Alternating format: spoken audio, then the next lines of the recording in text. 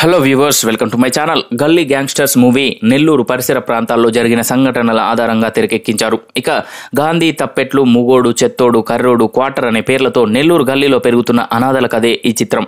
ఆ గల్లీని ఎప్పటినుంచో తన గుప్పెట్లో పెట్టుకున్న గోల్డ్ రెడ్డి అనే రౌడీ షీటర్ అక్కడ ఉన్న అనాథల్ని తీసుకెళ్లి వాళ్లతో డ్రగ్స్ అమ్మిస్తూ నేరాలు చేయిస్తూ ఉంటాడు.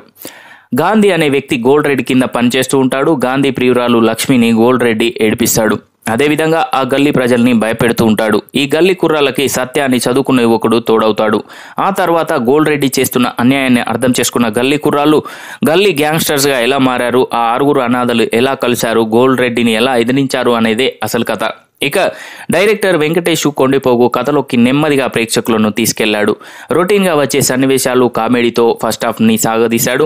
కాస్త బోరింగ్ అనిపించినా అక్కడక్కడ నవ్వించే సీన్స్తో కవర్ చేశాడు. ఇక గల్లీ కుర్రాళ్ళు, రౌడీ షీటర్ గోల్డ్ రెడ్డి మధ్య జరిగే సన్నివేశాలు అంత వర్కౌట్ కాలేదు. ఇక సెకండ్ హాఫ్ వచ్చేసరికి కథను ఇంకాస్త సాగదీసినట్లు అనిపిస్తుంది. గోల్డ్ రెడ్డి కుర్రాల గ్యాంగ్ని ఎలా ఎదుర్కొన్నారనే దాని చుట్టే కథ తిరుగుతుంది. క్లైమాక్స్ సీన్ పర్వాలేదనిపిస్తుంది. ఇక డైరెక్టర్ తాను రాసుకున్న కథను తెరపై ఆవిష్కరించడంలో కొత్తదనం చూపించలేకపోయాడు. చివరికి గోల్డ్ రెడ్డిని కుర్రాల గ్యాంగ్ ఎలా ఎదిరించారో తెలియాలంటే గల్లీ గ్యాంగ్స్టర్స్ను చూడాల్సిందే. ఇక ఈ సినిమాలో కొత్త వారైన కూడా మంచి నటనతో ఆకట్టుకున్నారు.